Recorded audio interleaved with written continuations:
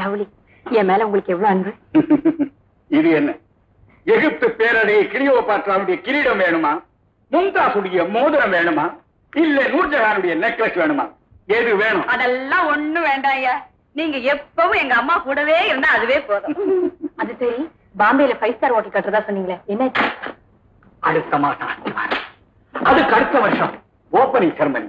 நீ தான் கட் பண்ண போற ரிப்பன். என் பார்ட்னர்ஸ் எல்லாம் வந்திருக்காங்க. Yes, all from middle east. அவங்கன்னா இத உனக்கு கொடுத்து அனுப்பிச்சாங்க. ரத்னம், ரத்னம், ரத்னம் இல்லீங்களா? அரே உன் முட்டா ரத்னம் ஊர் மேலே போனா நிமிர்க்கு கேவானா?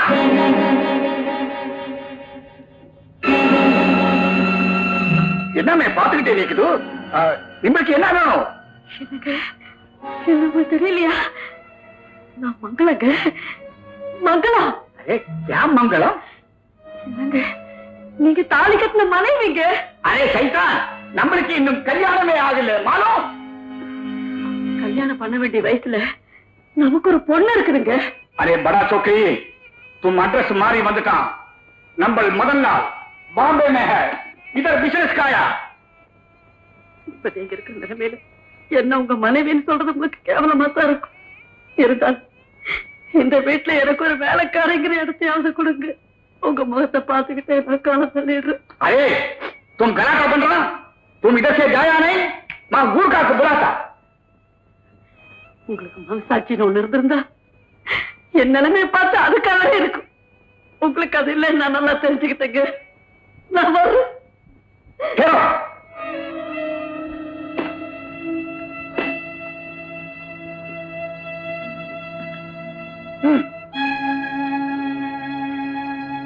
யாருன்னு தெரியாத ஒருத்திக்கு இவ்வளவு பணம் எதுக்காக கொடுக்குறீங்க?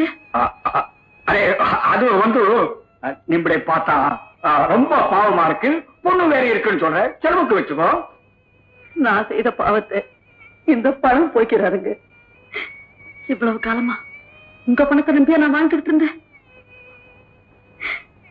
என்னைக்காவது ஒரு நாளைக்கு என் கணவரை பார்க்க மாட்டோமான்னு ஏங்கிட்டு இருந்தேன். இன்னைக்கு என் கண் குளிர பார்த்துட்டேங்க. அது போதும். ஓ, உங்க கதை அப்படியா?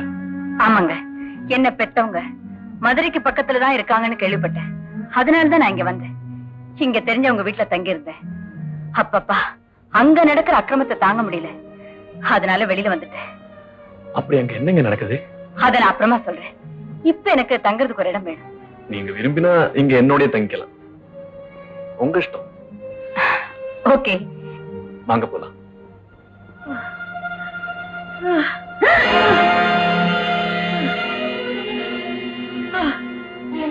என்னமாச்சு? ஒண்ணு இல்லம்மா, மயக்கமா இருக்கு. நீங்க எங்க போன? உங்க வீடு எங்க இருக்கு? வைகை பாலத்துக்கு பக்கத்துல இருக்கு. குடிச்சிருதாமா இருக்கிறேன். வாங்க, என் கார்ல போலாம். மெதுவா. அம்மா,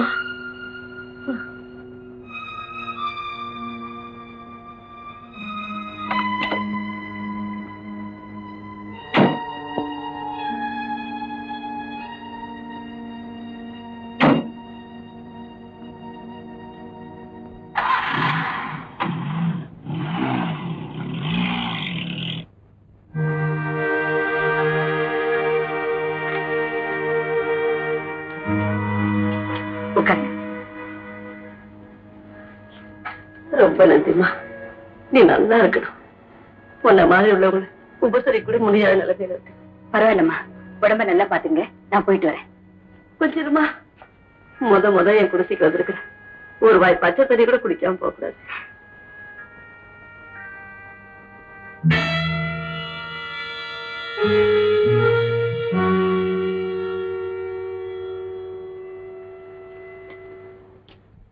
இந்தாம்மா. இவர் யாருமா? என் கணவர். உங்க கணவர்? ஆமா, இந்த மஞ்ச கைதுக்கு சொந்தக்காரர். இப்ப எங்க இருக்காரு? இதே ஊர்ல தான் இருக்காரு. என்ன செஞ்சிட்டு இருக்காரு? ரொம்ப வசதியா இருக்காரு. பின்ன நீங்க ஏன் இப்படி சொல்ற? யார்கிட்டயாவது சொன்னாதான் என் மனசுல இருக்கிற பாரமும் கொஞ்சம் குறையும். ஒரே ஒரு சகோதரி தான் இருந்தா. மெட்ராஸ்ல ராஜரத்னங்கிற பணக்காரர் வீட்டுல வேலை பார்த்துக்கிட்டு இருந்தா.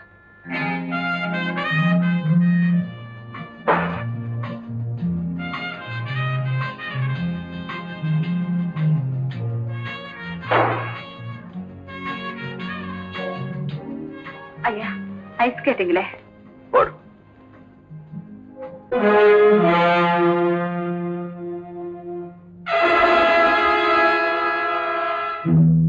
ஐயா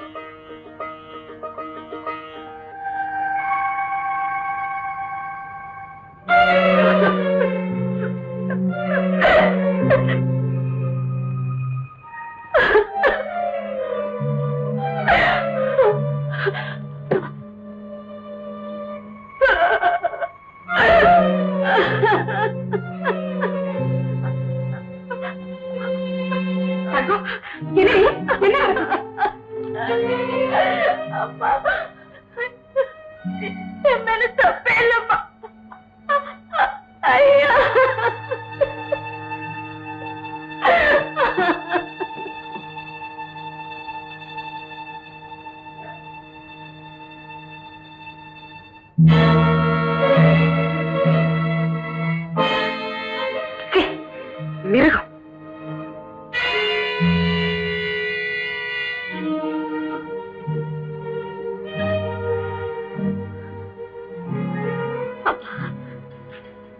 எனக்கு வாயு கொடுக்கறதா சொல்லி கூட்டிட்டு வந்தீங்க. ஆனா இப்ப என் மானமே போயிடுச்சேம்மா. உன் மானம் மட்டுமல்ல, என் கணவர் மேல நான் வச்சிருந்த மதிப்பும் போயிடுச்சு. இந்த கேவலத்தை நான் யாருக்கிட்டம்மா சொல்லுவேன்? நான் என்னம்மா செய்வேன்? தங்கம், இது யாருக்கும் தெரியக்கூடாது. இனிமே நீ இந்த வீட்டுல இருக்கக்கூடாது. அம்மா, உடனே நான் கிராமத்துக்கு அனுப்பிடுறேன். கூடிய சீக்கிரம் நான் அவருக்கு ஒரு நல்ல ஏற்பாடு செய்றேன். அது வரைக்கும் தைரியமா இரு. தங்கம், என் வாழ்க்கை, குடும்ப கௌரவம் எல்லாம் உன் கையில தான் இருக்கு. நீ அவசரப்பட்டு ஏதாவது செஞ்சுட்டீங்கன்னா அந்த பாவையும் குடும்பத்தை தானே சேரும். ஆகட்டம்மா, நீங்க வாழணுங்கிற ஒரே காரணத்துக்காக நான் வாழறேன். தங்கம், நான் வாழறேம்மா. கெட்டு போனேன் தங்கம். ஒரு பெண் குழந்தைய பத்து அதை மறைகிற அம்மா கிட்ட ஒப்படைச்சிருன்னு சொல்லிட்டு இறந்து போயிட்டேன். அந்த குழந்தைய எடுத்துட்டு நான் உங்க வீட்டுக்கு போயிருந்தேன். குழந்தை பிறந்த உடனே உங்ககிட்ட ஒப்படைக்க சொல்லிட்டு தங்கம் கண்ண மூடிட்டாங்க. இந்தாங்க, இந்த நிமிஷத்துல இருந்து இதுவும் என் குழந்தைதான். ஏதோ ஒரு குழந்தை குழந்தை கொடுக்குற, அது உன் குழந்தை வைக்கமே நான் சொல்றேன். ஐயா, ஏதோ குழந்தை இல்லைங்க, உங்களுக்கும் தங்கத்துக்கும் பிறந்ததுதான். என்ன உணர? அவ உணரல, உன்னைத்தான் சொல்றேன். உங்க மானத்தை காப்பாத்து இத்தனை நாள் நான் இருந்த மௌன விரதம் இன்னையோட முடியும். அன்னைக்கு நான் கோயிலுக்கு போயிருந்த போது நீங்க நடத்தின வெறியாட்டத்துடைய விளைவுதான் இந்த குழந்தை. அவளுக்கு நீங்க செய்த பாவத்துக்கு பிராயச்சித்தமா இந்த குழந்தைய நான் ஏத்துக்கல.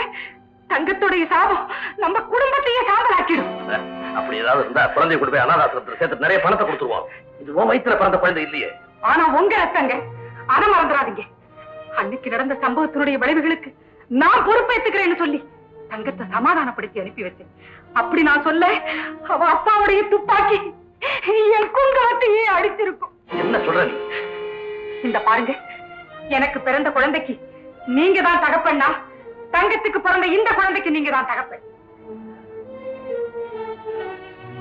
நம்ம குடும்பத்துக்கு இனிமே இந்த குழந்தையும் ஒரு ராணி. ஆமா, இது பேரு ராணிதான்.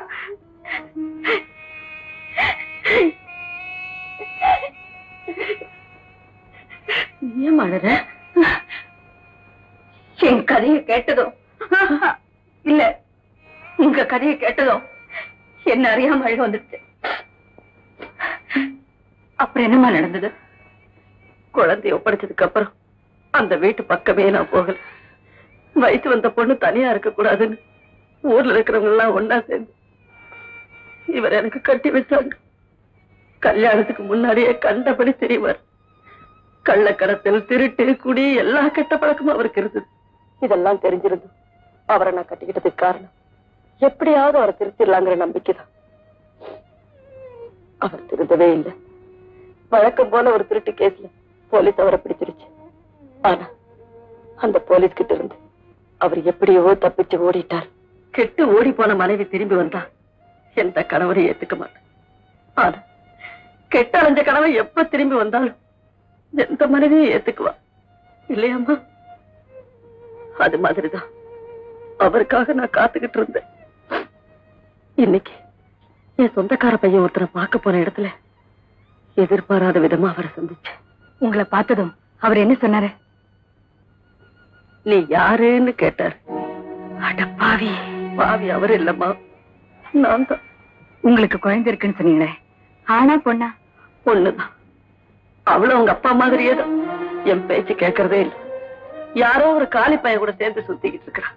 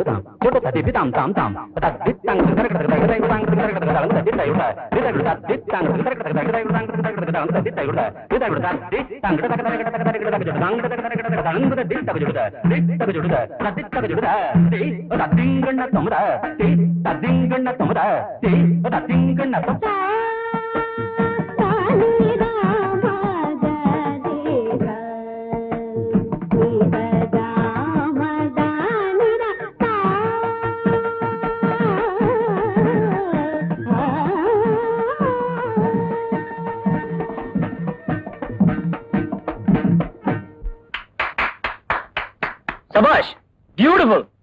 ரொம்ப நல்ல அண்ணன் கீதா. அந்த முதல் நாள் யாரு? இந்த உண்மையெல்லாம் கூட தெரிஞ்சுக்கிட்டேன். அப்படியா? அப்ப நீ உதவி பண்ணணும். என்ன?